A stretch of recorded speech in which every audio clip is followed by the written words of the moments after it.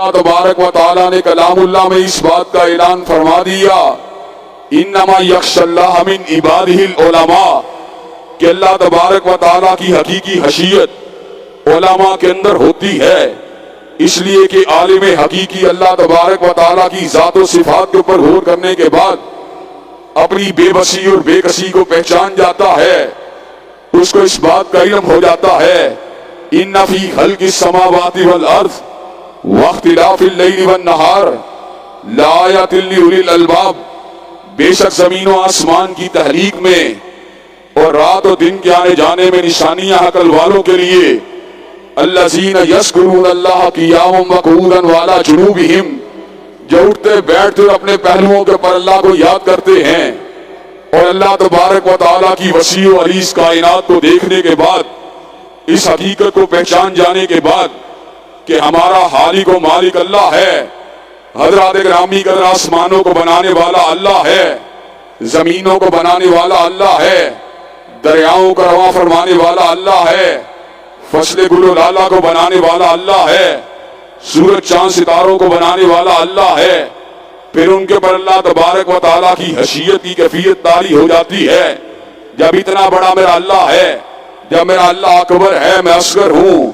جب وہ اجل ہے میں احقر ہوں، تو پھر میری حقیقت و حیثیت کیا ہے؟ میں اس کی پوجا کیوں نہیں کرتا؟ میں اپنے وقت کو صحیح طور پہ اس کی بندگی کے اوپر کیوں نہیں لگاتا؟ میں اپنے آپ کو صحیح معنوں میں اس کی بندگی کے اندر کیوں نہیں کھپاتا؟ پھر اس کے اوپر ایک کیفیت طاری ہو جاتی ہے جو حیثیت الہی کی کیفیت ہوتی ہے۔ وہ کیا کرتا ہے؟ ربنا ما خلقت ھذا باطلا، اللہ تو نے جو کچھ بھی بنایا ہے باطل نہیں بنایا، سبحانک فقنا عذاب النار، تیری ذات جو ہے وہ پاک ہے، چنانچہ تو ہمیں آگ کے عذاب سے بچا لے۔ حضرات گرامی قدر حاکم وقت اللہ کی توحید کا نمبردار ہوتا ہے، وہ غیرت مند ہوتا ہے، اور اللہ تبارک و تعالیٰ کی توحید کی غیرت اس کو پھر اللہ تبارک و تعالیٰ کے شاعر کی محبت کے اندر مبتلا کر دیتی ہے۔ وہ اس حقیقت کو سمجھتا ہے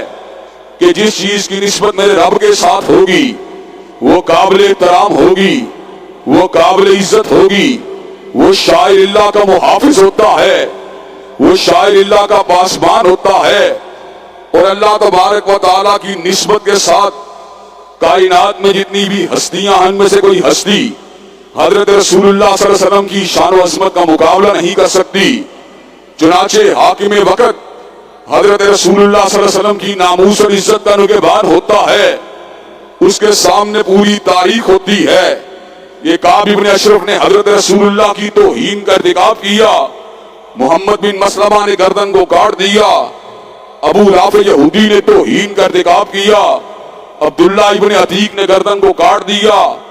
اسما بنت مروان نے توہین کا ارتکاب کیا، عمیر ابن عدی نے وجود کو تن سے جدا کر دیا، اور دور کی کیا بات کی جائے جب راجپال نے حضور اقدس کی شان اقدس کے اوپر حملہ کیا تو حضرات گرامی قدر غازی علمدین شہید نے اس کے سینے میں نوک خنجر کو گھسا دیا۔ چنانچہ حاکم وقت کو اس بات کا پتہ ہوتا ہے جو رسول برحق کا گستاخ ہے وہ واجب القتل ہے، اس کی گردن تن سے جدا ہونی چاہیے۔ حضرات گرامی قدر دکھ اور تعصب کا یہ مقام ہے، اور ابتلا کی اس سے بڑی کیا بات ہو سکتی ہے کہ حضرت رسول اللہ کی سر عام توہین کی جائے، اور اس کے اوپر بھی حکام وقت بیرونی ایجنڈوں کے منتظر رہیں۔ فرانس کے صدر نے حضور اقدس کی شان اقدس پہ حملہ کیا، لیکن ہان صاحب کے کان کے اوپر جھوٹ تک بھی نہیں رینگی۔ آسیہ ملونہ نے حضور کی حرمت پہ حملہ کیا، اور حضرات گرامی قدر چند دن قبل یہاں پر جسٹس صاحب بھی جمعہ پڑھنے آئے ہوئے تھے، لیکن ہم یہ بات برملا طور پہ کہنا چاہتے ہیں، چاہے وہ ہائی کورٹ کا جج ہو، چاہے سپریم کورٹ کا جج ہو، چاہے سپریم کورٹ کا فل بینچ ہو، جو حضور اقدس کی شان اقدس پر حملہ کرنے والے کسی شاتم کو ریلیف دیتا ہے، حضرات گرامی کا اس کو عزت نہیں مل سکتی، اس کو آبرو نہیں مل سکتی، اس کو عظمت نہیں مل سکتی۔ وَلِلَّهِ الْعِزَّةُ وَلِرَسُولِهِ وَلِلْمُؤْمِنِينَ عزت یا تو میرے رب کے لیے ہے یا حضرت رسول اللہ کے لیے ہے یا حضور اقدس کے تابعداروں کے لیے ہے۔ حضرات گرامی قدر، آسیہ بلونا فرد جرم عائد ہونے کے بعد بین الاقوامی پریشر کے ذریعے اس کو ملک سے بھگایا گیا۔ خان صاحب آج اپنے آپ کو عاشق رسول کہتے ہیں، لیکن عاشق رسول شاتم رسول کو بھگانے والا نہیں ہوتا۔ میاں صاحب کا خاندان بھی اپنے آپ کو عاشق رسول کہتا ہے، لیکن اوت کو افرمیشن کو گڑ مڑ کر کے مرزائیت کو راستہ دینے والا حضرت رسول اللہ کا محب نہیں ہوتا۔ حضور کا محب وہ ہوتا ہے جس کی محبتوں کا مرکز حضور اقدس کی شان اقدس ہوتی ہے۔ اور حضرات گرامی قدر، یہ حاکم وقت کی دوسری اہم ذمہ داری ہے کہ جو حضرت رسول اللہ صلی اللہ علیہ وسلم کی شان اقدس کے اوپر حملہ کرے وہ اس کو لگام دے، وہ اس کو پٹا دے، وہ اس کو کیفر کردار تک پہنچائے۔ جو یہ کام کرے گا وہ حضرت رسول اللہ صلی اللہ علیہ وسلم کا سچا اور صحیح محب ہوگا، اور جو اس کام سے اعراض کرے گا، جو اس کام سے پہلو تہی برتے گا، جو اس حوالے سے غیر ذمہ داری کا کردار ادا کرے گا، حضرات گرامی قدر وہ حاکم وقت کی حیثیت سے مثبت کردار ادا کرنے والا نہیں ہو سکتا۔ آج ہم ڈیموں کے پیچھے بھاگ رہے ہیں، پلوں کے پیچھے بھاگ رہے ہیں، کچی پکی روٹی کے پیچھے بھاگ رہے ہیں۔ حضرات گرامی قدر رزق کی چابیاں تقویٰ ہے، طہارت ہے، للہیت ہے، استغفار ہے، دعا ہے، توکل ہے۔ جب ان چابیوں کو کھولیں گے، پکڑیں گے تو اللہ تبارک و تعالیٰ کے فضل و کرم سے رزق کے دروازے بھی کھل جائیں گے۔ حضرات گرامی قدر، کام وقت اگر رزق کے حوالے سے IMF کے سامنے جھکتے رہے، ورلڈ بینک کے سامنے کشکول گدائی کو پھیلاتے رہے اور سودی لین دین کے بعد فلم انڈسٹری کو فروغ دینے کی باتیں کرتے رہے تو حضرات گرامی قدر معیشت نہیں سمجھ سکتی۔ حضرات گرامی قدر، شاعر اللہ کا پاسبان حاکم نبی مہرباں کی حرمت کا محافظ ہوتا ہے، اس کو اس بات کا پتہ ہوتا ہے کہ ہم اپنے والدین کو گالی دینا تو گوارا کر سکتے ہیں، اپنی ماں بیٹی اور بہن کی گالی تو سننا گوارا کر سکتے ہیں، لیکن حضور اقدس کی شان اقدس میں کسی قسم کی گستاخی اور کسی قسم کی کوتاہی کو گوارا نہیں کر سکتے۔ حضرات گرامی قدر، جو حاکم وقت کی دوسری اہم ذمہ داری ہے وہ شاعر اللہ کا تحفظ ہے، اور شاعر اللہ کے اندر مساجد بھی شامل ہیں، شاعر اللہ کے اندر حضرت رسول اللہ کے صحابہ کرامی بھی شامل ہیں، آپ کے اہل بیت اعظام بھی شامل ہیں، اور ہمارے حاکم ان تمام کے تمام معاملات میں فیل نظر آتے ہیں۔ حضرات گرامی قدر، معیشت کی بڑھوتری کا ڈھکوسلا بھی ہمارے سامنے کھل کے آ چکا ہے۔ آئے دن پیٹرول بم کو گرانے والے اور آئے دن مہنگائی کے چولہے کو بڑھانے والے اور غریب کو غربت کی چکی میں پیسنے والے یہ حاکم ہماری معیشت کو سلجھاؤ کے ذمہ دار کبھی بھی نہیں بن سکتے۔ حضرات گرامی قدر، اس کے بعد بھی حاکم وقت کی مختلف ذمہ داریاں ہیں جن کے اندر اللہ تبارک و تعالیٰ نے اس امر کا اعلان فرما دیا، الذین ان مکناہم فی الارض اقاموا الصلاۃ وآتوا الزکاۃ وامروا بالمعروف ونہوا عن المنکر، کہ وہ نمازوں کو قائم کرنے والے ہوتے ہیں، وہ زکوٰۃ کو دلوانے والے ہوتے ہیں، وہ امر بالمعروف کے کرنے والے ہوتے ہیں، نہی عن المنکر کے کرنے والے ہوتے ہیں۔ حضرات گرامی قدر، اس بات کی تفصیل کیا ہے انشاءاللہ آئندہ خطبہ جمعہ میں آپ حضرات کے سامنے اس تفصیل کو گوش گزار کیا جائے گا۔ سرے دست جو باتیں کہی گئی ہیں انہی کے اوپر اکتفا کروں گا۔ اللہ تبارک و تعالی ہم سب کو صحیح معنوں میں حکام وقت کی ذمہ داریوں کو پہچاننے کی اور درست حکمران کو چننے کی توفیق دے۔ آج ہمارا چناؤ مال کے ساتھ ہے، سیدنا علی المرتضیٰ کے ساتھ منسوب قول، اور بڑا ہی خوبصورت قول کہ جس کی سند کے اوپر تو سوال ہے لیکن قول بے مثال ہے۔ ارشاد ہوا، رزینا قسمت الجبار فینا لنا علم وللجہال مال، ہم جبار کی تقسیم پر راضی ہوئے جس نے ہمارے لیے علم کو چن لیا اور جاہلوں کے لیے مال کو چن لیا۔ اللہ تبارک و تعالی ہمیں صاحب علم، صاحب طاقت اور صاحب فہم و فراست اور حفاظت کرنے والے حکمران عطا فرمائے۔ وآخر دعوانا الحمدللہ رب العالمین۔ الحمدللہ نحمدہ ونستعینہ ونستغفرہ ونؤمن بہ ونتوکل علیہ ونعوذ باللہ من شرور انفسنا ومن سیئات اعمالنا من یہدہ اللہ فلا مضل لہ ومن یضلل فلا ہادی لہ واشہد ان لا الہ الا اللہ واشہد ان محمدا عبدہ ورسولہ اما بعد فإن خیر الحدیث کتاب اللہ وخیر الہدی ہدی محمد صلی اللہ علیہ وسلم وشر الامور محدثاتها وكل محدثۃ بدعہ وكل بدعۃ ضلالہ وكل ضلالۃ فی النار۔ حضرات گرامی قدر، حکام وقت کی ذمہ داریوں کے حوالے سے اپنی چند گزارشات کو آپ حضرات کے گوش گزار کیا جا رہا ہے۔ حاکم وقت کی پہلی ذمہ داری اللہ تبارک و تعالیٰ کی توحید کا ابلاغ اور توحید کا قیام ہے۔ حضرت رسول اللہ صلی اللہ علیہ وسلم نے بطور والی حجاز بہت سے حکمرانوں کو توحید کی دعوت پر مبنی خطوط لکھے تھے۔ آج ہمارے تعلق چین کے ساتھ ہیں، روس کے ساتھ ہیں، امریکہ اور برطانیہ کے ساتھ ہیں۔ ایمانداری سے یہ بات بتلائیے، برطانیہ اور امریکہ نے تو ان سے عیسائیوں کے حقوق کے بارے میں گفتگو کی ہوگی اور کی ہے، اور اقلیتوں کی حقوق کی آڑ میں حضرت رسول اللہ صلی اللہ علیہ وسلم پہ دشنام کے دروازے کو کھولنے کی بات کی تھی اور کی ہے۔ لیکن ایمانداری سے یہ بات بتلائیے کہ آج ہمارے درمیان کوئی ایک بھی ایسا حاکم موجود ہے جس نے کبھی حکمرانہ نے غیر مسلمہ کو انہوں نے کبھی اسلام کی دعوت دی ہو؟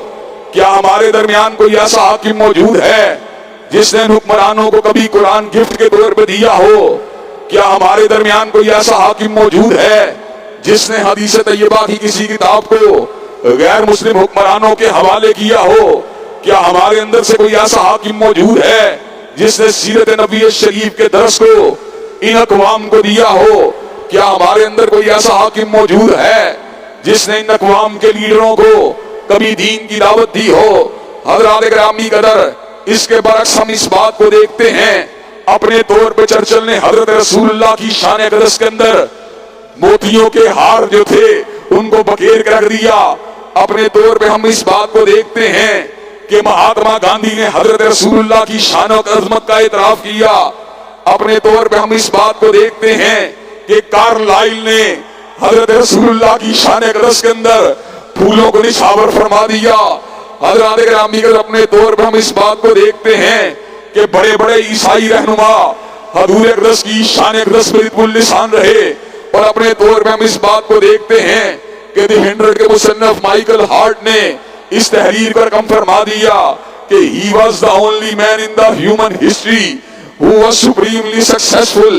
in both secular and religious phases of life۔ اور اپنے طور پر ہم اس بات کو دیکھتے ہیں کہ پنڈت ہری چند اختر نے حضرت رسول اللہ کو انسانیت کا مبتدا قرار دے دیا، اور الفاظ کہے تو کیا کہے، کس نے ذروں کو اٹھایا اور صحرا کر دیا، کس نے قطروں کو ملایا اور دریا کر دیا، آدمیت کا غرض ساما مہیا کر دیا، اور ایک عرب نے آدمی کا بول بالا کر دیا۔ حضرات گرامی قدر، کوئی مشرق سے اٹھتا ہے، کوئی مغرب سے اٹھتا ہے، کوئی ہند کے کلب سے اٹھتا ہے، کوئی برطانیہ کے وسط سے اٹھتا ہے، کوئی امریکہ کے وسط سے اٹھتا ہے، حضور اقدس کی شان میں رتب اللسان ہو جاتا ہے۔ حضرات گرامی قدر، آج بھی بڑے بڑے عیسائی وہ لوگ جو مشنری ایکٹیویٹیز کے اندر مصروف تھے، جب حضور اقدس کی شان اقدس کا مطالعہ کیا تو حضرات گرامی قدر رکت طاری ہوئی، دل کے پر اثرات طاری ہوئے۔ حضرات گرامی قدر فوراً سے پہلے حلقہ بگوش اسلام ہوئے۔ حضرات گرامی قدر یوسف ایسچس کا واقعہ ہمارے سامنے ہے۔ مصر سے آنے والے مسلمان تاجر کے ساتھ مناظرہ کرنے کی کوشش کی، لیکن حضور کی شان اقدس سے متاثر ہو کر حلقہ بگوش اسلام ہو گیا۔ حضرات گرامی قدر حمزہ انڈریاس کو دیکھا کہ ایک ایسے باپ کا بیٹا جو کسی بھی طور پہ اسلام کی دعوت کو قبول کرنے والا نہیں، قرآن و سنت کے دلائل پڑھے، حمزہ انڈریاس حلقہ بگوش اسلام ہوا، اپنی قلم کو الحاد کے خلاف چلا دیا۔ حضرات گرامی قدر عبد الرحیم گرین نے جب حضرت رسول اللہ کی سیرت اقدس کا مطالعہ کیا تو عبد الرحیم گرین نے اس کے بعد سے لے کر اب تک زیادہ وقت عربی لباس کو زیب تن کرنا شروع کر دیا۔ حضرات گرامی قدر، جب یوسف چیمبر نے حضرت رسول اللہ کی سیرت اقدس کا مطالعہ کیا تو حضرات گرامی قدر وہ بھی حلقہ بگوش اسلام ہو گیا۔ حضرات گرامی قدر، جب جان فیلپس نے حضرت رسول اللہ کی شان اقدس کا مطالعہ کیا، وہ بھی جو تھا ہلکا بگوش اسلام ہو گیا۔ ٹونی بلیئر کی سالی سے میں نے خود ملاقات کی ہے، اس نے بھی حضور اقدس کی سیرت اقدس کا مطالعہ کیا، وہ ہلکا بگوش اسلام ہو گئی۔ حضرات گرامی قدر آج امریکہ جو سپر پاور ہے، جس کی روشنیوں کے اندر ہمیں عروج نظر آتا ہے، جس کی چکا چوند کے اندر آج مسلمان جو اپنے لیے منزل کو تلاش کرتے ہیں، حضرات گرامی قدر آج سے 9 صدی سے بھی پہلے کا قصہ ہے۔ مریم جمیلہ اٹھتی ہے، حضور اقدس کی شان اقدس کا مطالعہ کرتی ہے، جب حضور کی شان اقدس کا مطالعہ کیا سمجھ گئی ویسٹ جو ہے وہ عروج کا نام نہیں بلکہ مغرب زوال کا نام ہے۔ تہذیب مغرب کو حیات آفریں نہیں مانا بلکہ تہذیب مغرب کو موت کی تہذیب قرار دیا۔ حضرات گرامی قدر سید ابو لالا مودودی کو خط لکھا کہ امریکہ کے معاشرے کے اندر رہنے سے میرا دم گھٹتا ہے، پاکستان کے اندر پناہ کی طلبگار ہوں۔ حضرات گرامی قدر مریم جمیلہ پاکستان پہنچتی ہے، حضرت مولانا سید ابو لالا مودودی کے ایک عام سے ملازم کے ساتھ اس کا نکاح ہو جاتا ہے۔ حضرات گرامی قدر پردہ اس نے زیب تن کر لیا، اپنے چہرے کو چھپا لیا، اپنے وجود کو ڈھانک لیا، اپنے ہاتھوں کو گلفز کے اندر پہن کے اس نے اپنے آپ کو اپنے ہاتھوں کو بھی چھپا لیا۔ حضرات گرامی قدر مریم جمیلہ مدت مدید تک کسی نے اس کے چہرے کی جھلک دیکھنا تو بڑی دور کی بات ہے، اس کے ہاتھوں کی جھلک کو بھی نہیں دیکھا۔ مریم جمیلہ نے درجنوں کتابیں اسلام کی شان و اقدس کے اندر تحریر کی، جن میں سے سید احمد شہید کو بھی خراج تحسین کو پیش کیا، شاہ اسماعیل شہید کو بھی خراج تحسین کو پیش کیا۔ حضرات گرامی قدر وہ کہاں ہیں مسلمان حکمران جو اسلام کی دعوت کو فاروق اعظم کی مانند دینے والے ہوں؟ وہ کہاں ہیں مسلمان حکمران جو اسلام کی دعوت کو سیدنا ذوالنورین کی مانند دینے والے ہوں؟ وہ کہاں ہیں مسلمان حکمران جو سیدنا امیر معاویہ کی طرح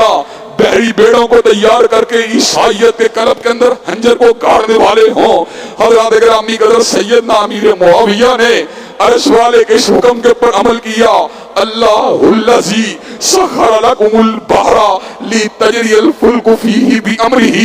اللہ نے تمہارے لیے سمندروں کو مسخر کیا تاکہ تمہارے بحری جہاز ان سمندروں کے اندر چلیں۔ حضرت امیر معاویہ کے سینکڑوں بحری جہاز جو تھے وہ نیوی کی نیویگیشن کی علامت بن کر حضرات گرامی قدر کائنات کے لوگوں کے لیے دفاع کا راستہ اور جارحیت اور اقدامی جہاد کے راستے کو واضح فرماتے رہے۔ حضرات گرامی قدر مسلمان کو کیا ہو گیا؟ آج تجھ کو بتاتا ہوں تقدیر امم کیا ہے، شمشیر و سناول طاؤس اور واحر۔ حضرات گرامی قدر دور حاضر کا مسلمان نیوی کی نیویگیشن کو بھول گیا، امریکہ نے قرآن مجید کے سبق کو اپنے سینے کے ساتھ لگا لیا۔ حضرات گرامی قدر امریکہ کے بحری بیڑے آج بحر الکاہل کے اندر بھی نیویگیٹ کر رہے ہیں، آج امریکہ کے بحری بیڑے بحر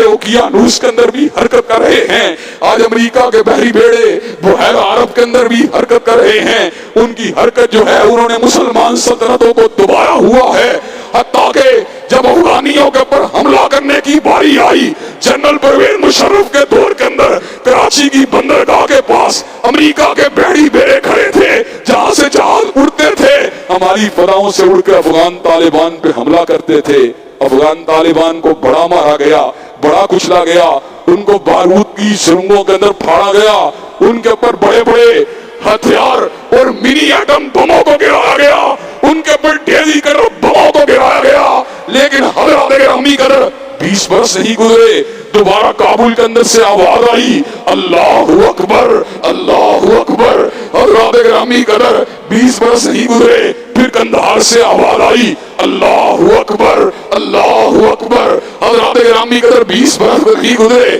پھر آواز آئی لا الہ الا اللہ لا الہ الا اللہ۔ حضرات گرامی قدر یہ سلطنت، یہ قطع عزیز کو تو ہم نے حاصل ہی لا الہ الا اللہ کی بنیاد پہ کیا تھا۔ حضرت محمد علی جناح اللہ کی قسم سیکولر رہنما نہیں تھے، حضرت علامہ اقبال سیکولر رہنما نہیں تھے، حضرت مولانا محمد علی جوہر سیکولر رہنما نہیں تھے، حضرت مولانا رب علی خان رحمۃ اللہ علیہ سیکولر رہنما نہیں تھے۔ ان رہنماؤں کا مقصد اس دھرتی کے اوپر لا الہ الا اللہ کی عملداری کو یقینی بنانا تھا۔ حضرات گرامی قدر آپ کا یہ گناہگار بیٹا، آپ کا یہ کمزور بیٹا، آپ کا بیماریوں اور ابتلاؤں اور जादू और टूने के हमलों का सताया हुआ ये गुनाहगार बेटा हज़रत ग्रामी कदर आज के इस दौरे पूरा शोक के अंदर भी नाराए तकबीर को लगा रहा है। इमरान से लोगों को हटाकर और नवाज से लोगों को हटाकर हजरत काली कमली वाले की दास्ताने की तरफ बुला रहा है। हजरत ग्रामी कदर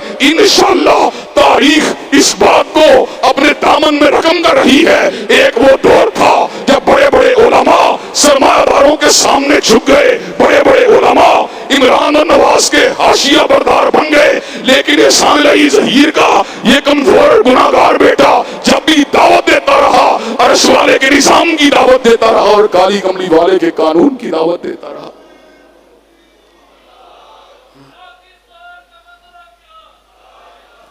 हज़रात ग्रामी कदर इंशाअल्लाह ये मुल्क जो है इसमें ला इलाहा इल्लल्लाह की अमलदारी होगी। इंशाअल्लाह हमारे आंसू रायगा नहीं जाएंगे, इंशाअल्लाह हमारी रातों की हिचकियां रायगा नहीं जाएंगी, इंशाअल्लाह सुबह हेजी के वक्त हमारा रोना जाया नहीं जाएगा। इंशाअल्लाह जब वेदा होगी आहर जलवाए खुर्शीद से और ये चमन मामूर होगा नगमाए तौहीद से और इंशाअल्लाह इस मुल्क के अंदर हकीकी मानों में ला इलाहा इल्लल्लाह की अमलदारी होके रहेगी। और हज़रत ग्रामी की आखिरी बात कहूंगा, हजरत शहीद ने तो कहा था जिना हाल के अंदर कि तुम जिना हाल के अंदर बैठे हुए चंद 100 लोग भी कुरान और सुन्नत के कानून की अमलदारी के लिए मरने का अज़म कर लो। हज़रत ग्रामी कदर इब्रिया का कानून यहाँ पर आके रहेगा और मैं मरकज के लोगों को बार बार जन छोड़ के कहता हूँ और बार बार इनके ज़मीरों के पर दस्तक दे के कहता हूँ कि अल्लाह की कसम फकत तुम अगर यकसू हो जाओ तो अरश वाले के कानून को कोई भी नहीं रोक सकता। हज़रत ग्रामी कदर क्यों? इसलिए कि एक वक्त था कोरोना का खौफ पूरे समाज पे फैला हुआ था, लोग मस्जिदों में जाने से घबरा रहे थे। इस मरकज से पैगाम उठा था और भाई शाम के यूटी के मरकज से पैगाम उठा था कि साबबंदी हो के रहेगी, अल्लाह अकबर का तराना हो के रहेगा और अल्लाह तबारक व तआला के आस्थानों पे झुक के छोड़ेंगे और तकबीर की सदाओं को बुलंद करके छोड़ेंगे। फिर कोरोना का खौफ मिट गया और लोगों ने इस बात को देखा कि अरश वाले ने कोरोना को भगा दिया। इंशाअल्लाह एक वक्त आएगा जब हम कमजोर और गुनाहगार और लागर लोगों की सदा